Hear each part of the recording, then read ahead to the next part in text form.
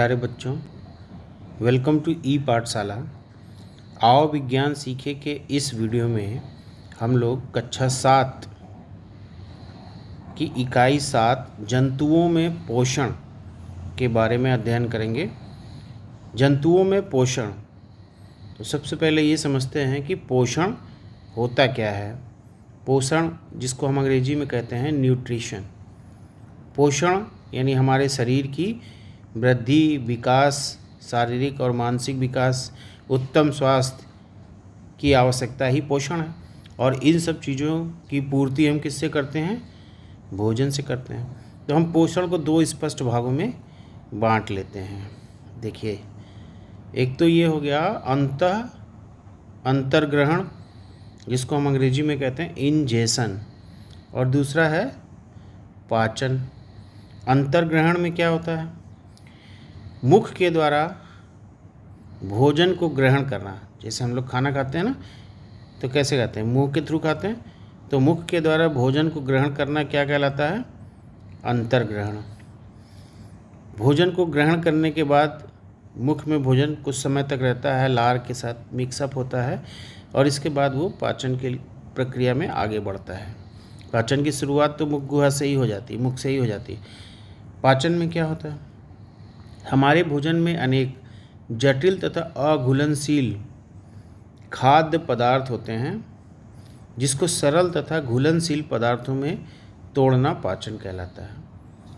यानी जटिल पदार्थों को और अघुलनशील पदार्थों को, जो कि हमारे भोजन में होते हैं, उनको सरल तथा घुलनशील पदार्थों में तोड़ना ही पाचन कहलाता है।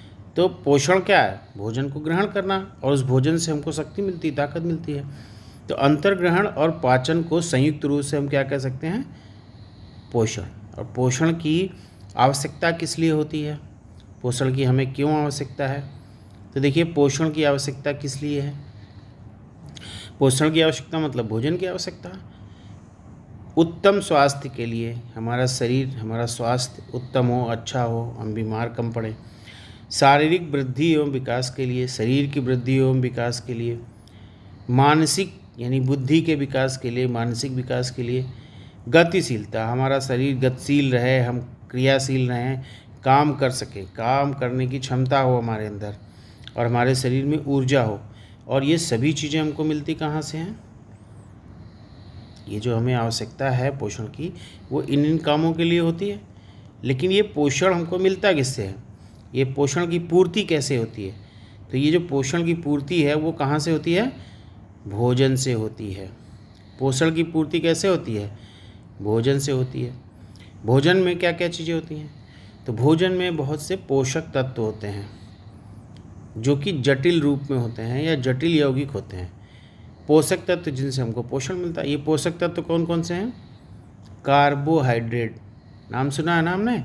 कार्बोहाइड्रेट। ये कार्बोहाइड्रेट हमको रोटी और चावल से मिलता है, जो हमारे भोजन में होता है। दूसरा पोषक तत्व कौन सा है? प्रोटीन। प्रोटीन हमको दाल और दूध से मिलता है, अंडा पनीर से मिलता है। तीसरा पोषक तत्व है वसा। वसा हमको तेल, घी, दूध इत्यादि से मिलता है। चौथा पोषक तत्व विटामिन्स। विटामिन्स हमको फल सब्जियों से मिलता है। खनिज पदार्थ। खनिज पदार्थ हमको फल और सब्जियों से मिलते हैं। रेशे। रेशे भी हमको फल और सब्जियों से प्राप्त होते हैं। तो ये हमारे पोषक तत्व हैं, जिनको हमारे शरीर को आवश्यकता होती है, और जिनके द्वारा हमारे शरीर का पोषण होता है, हमारा विकास होता है। कार्बोहाइड्रेट, प्रोटीन, फैट, वसा, विटामिन्स, खनिज पदार्थ, रेशे इत्यादि। मानव में पाचन की प्रक्रिया कैसे होती है? मानव में पाचन, तो समझते हैं कि मानव में पाचन कैसे होता है। तो देखिए, मानव में पाचन मुख द्वारा, यानी हमारा जो मुंह होता है, मुख द्वारा ग्रहण किया गया भोजन एक लंबी नलिका से होकर गुजरता है। ये जो लंबी नलिका होती है, ये मांसपेशियों की बनी हुई होती है और खोखली होती है, अंदर से गैप होता है, उसमें जगह होती है जिसमें हम लोग भोजन ग्रहण करते हैं। इस लंबी नलिका को हम क्या कहते हैं? आहार नाल। क्या कहते हैं? आहार नाल। और अंग्रेजी में इसे क्या कहते हैं? Alimentary canal. जो मुख से यानी हमारे मुंह से प्रारंभ होती है और गुदा द्वार यानी जहाँ से हम मल त्याग करते हैं, गंदगी बाहर निकालते हैं, वहाँ तक जाती है। यानी ये जो आहार नाल होती है ये मुख से लेकर गुदा द्वार तक फैली होती है। ठीक है, तो ये जो हमारी आहार नाल है, इस आहार नाल को हम कुछ मुख्य भागों में विभाजित कर लेते हैं, जिसमें देखिए नंबर 1 आहार नाल का सबसे ऊपरी भाग क्या है? मुख, जहाँ से हम भोजन का अंतर्ग्रहण करते हैं, यानी भोजन को ग्रहण करते हैं। दूसरा भाग आहार नाल का जो दूसरा महत्वपूर्ण भाग है वो है मुख गुहा। मुख गुहा जिसको हम माउथ कैविटी, अंग्रेजी में क्या कहते हैं? Mouth cavity. अब इस मुख गुहा में क्या होता है? जैसे हम मुंह में खाते हैं तो एक खाली सी गुहा में हमारा भोजन इकट्ठा होता है और वहाँ पर हम उसको क्या करते हैं? दांतों से खूब चबाते हैं। तो मुख गुहा में भोजन को दांतों की सहायता से तोड़ा एवं चबाया जाता है और यहीं पर हमारे मुख में लार ग्रंथियाँ होती हैं। इन लार ग्रंथियों द्वारा लार का श्रावण होता है जो भोजन को चिपचिपा, लसलसा और चिकना बनाता है। तो ये दोनों प्रक्रियाएं हमारी मुख गुहा में होती हैं। अब यहाँ पर जो भोजन है वो चिपचिपा और लसलसा बन जाता है। इसके बाद ये भोजन सरक कर कहाँ जाता है? ग्रास नली में। तो मुख गुहा के बाद कौन सा भाग आता है आहार नाल का? ग्रास नली, जिसको हम ईसोफेगस कहते हैं। यहाँ पर भोजन का पाचन नहीं होता है और ये लगभग 25 सेंटीमीटर तक लंबी होती है इस ग्रास नली। ग्रास नली के बाद ये चिपचिपा भोजन कहाँ जाता है? अमाशय में। अमाशय जिसको हम क्या कहते हैं? पेट कहते हैं।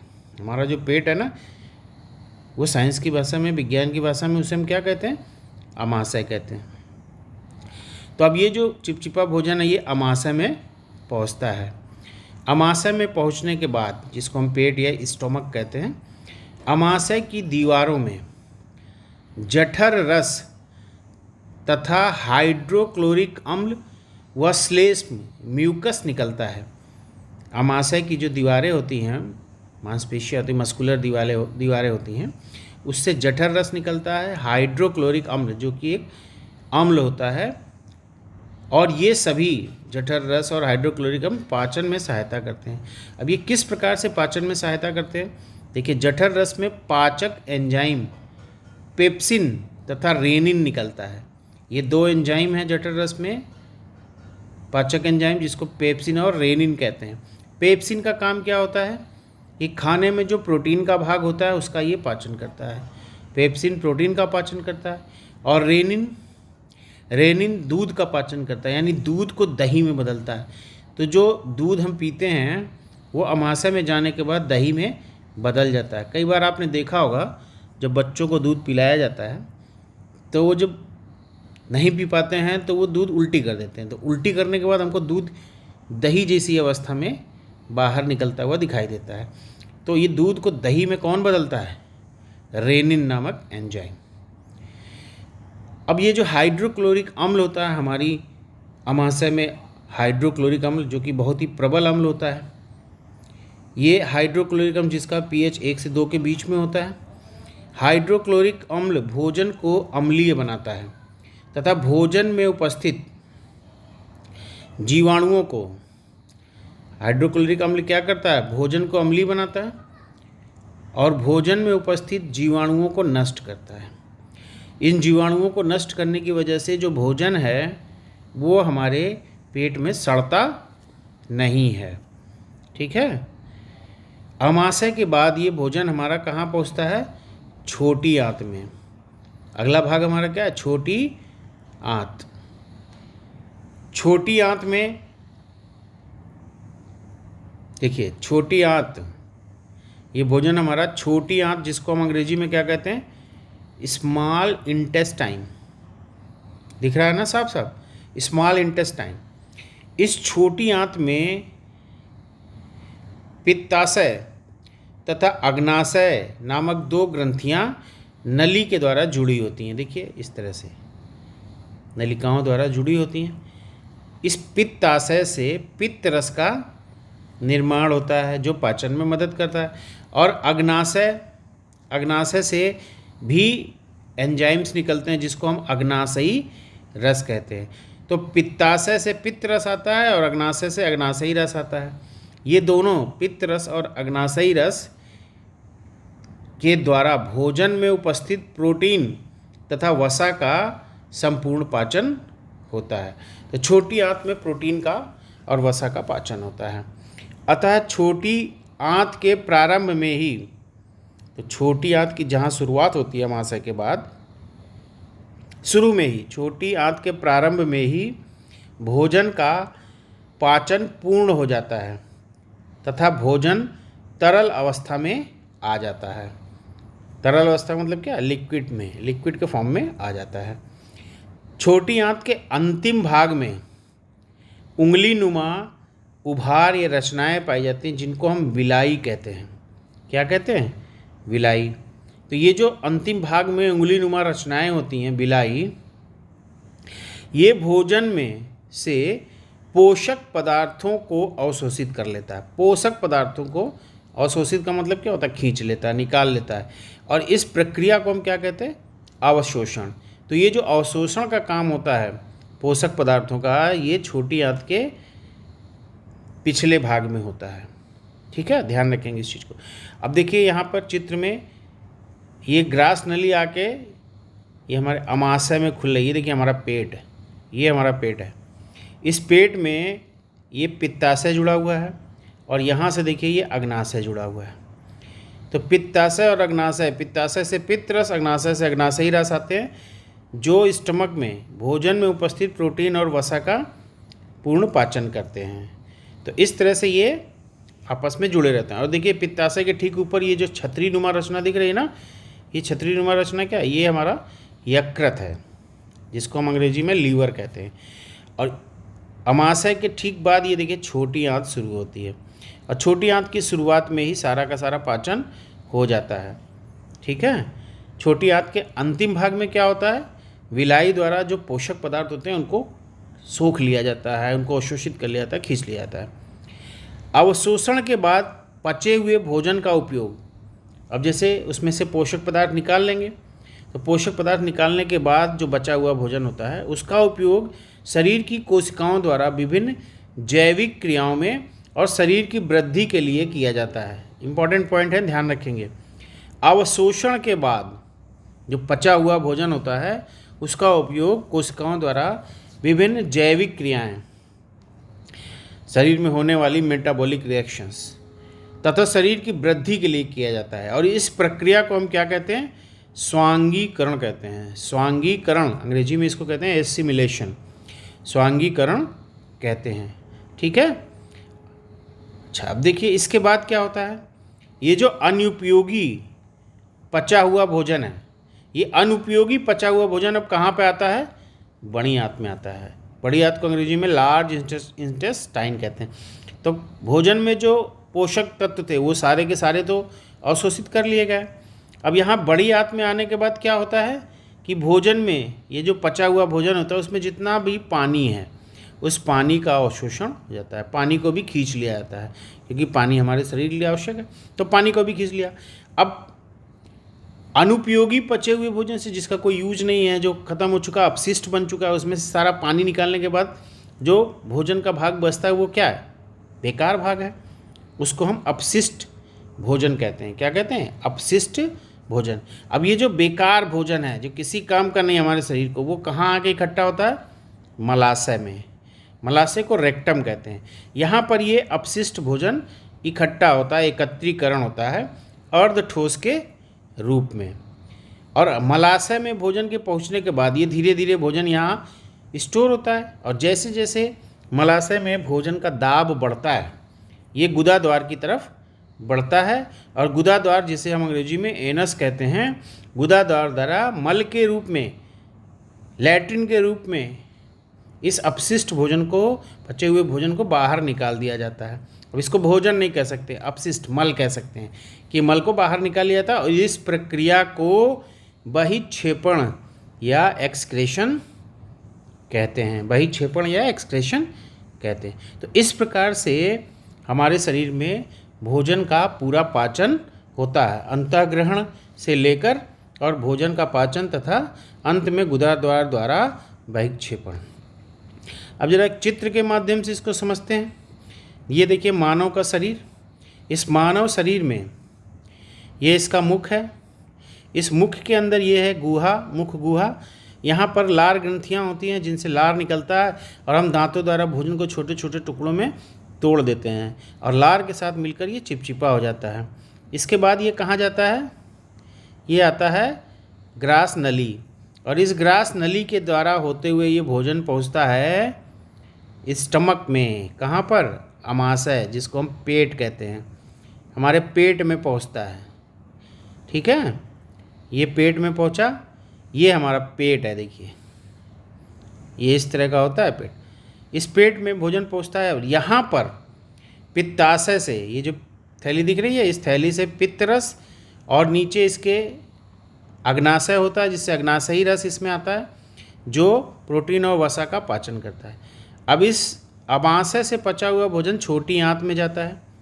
छोटी आंत के शुरुआत के भाग में, शुरू में ही या प्रारंभ में ही संपूर्ण भोजन का पाचन हो जाता है और अंतिम भाग में जाकर जो उंगली नुमा प्रवर्ध होते हैं, रचनाएं होती हैं, ये उंगली नुमा रचनाएं पोषक पदार्थों को उस भोजन से खींच लेती हैं। इसके बाद जो अपशिष्ट भोजन बचता है वो बड़ी आंत में पहुंचता है और बड़ी आंत में पानी का अवशोषण कर लिया जाता है, सारा का सारा पानी खींच लिया जाता है। इसके बाद ये जो बेकार बचा हुआ भोजन बचता है, ये बेकार बचा हुआ अपशिष्ट पदार्थ जो है वो मलाशय में इकट्ठा होता है, ये यहाँ पर इकट्ठा हो जाता है और जैसे जैसे यहाँ ये बढ़ता चला जाता है, इसका दाब बढ़ता है और दाब बढ़ने के कारण ये बाहर की ओर निकलने की कोशिश करता है और गुदा द्वार द्वारा ये बाहर निकाल दिया जाता है। इस प्रक्रिया को एक्सक्रीशन कहते हैं। तो इस प्रकार जंतुओं में, मनुष्यों में भोजन का पाचन होता है और इसके द्वारा हमको सभी पोषक पदार्थ मिलते हैं जिससे हमारे शरीर की वृद्धि होती है, शारीरिक और मानसिक वृद्धि होती है। तो ये हमारा मानव पाचन तंत्र था। अब जरा देखिए जो घास खाने वाले जंतु होते हैं, घास खाने वाले जंतुओं में पाचन कैसे होता है? तो जैसे जो घास खाने वाले जंतु होते हैं उनको हम क्या कहते हैं? शाकाहारी जंतु, जैसे गाय, भैंस इत्यादि।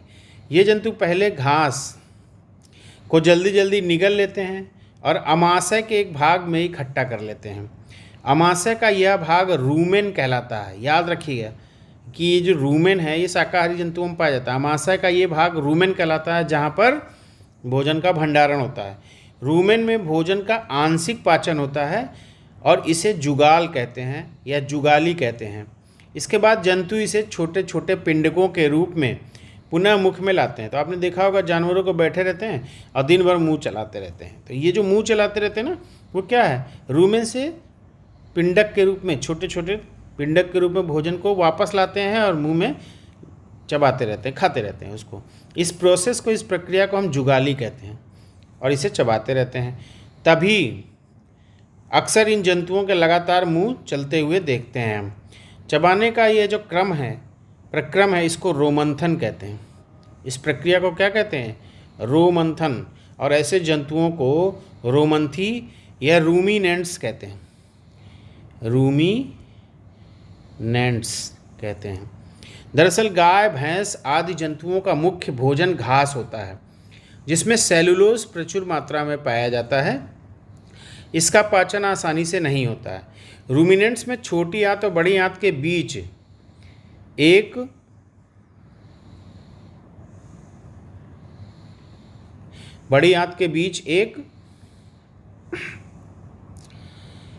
लंबी सी संरचना होती है जिसको हम अंधनाल या सीकम कहते हैं।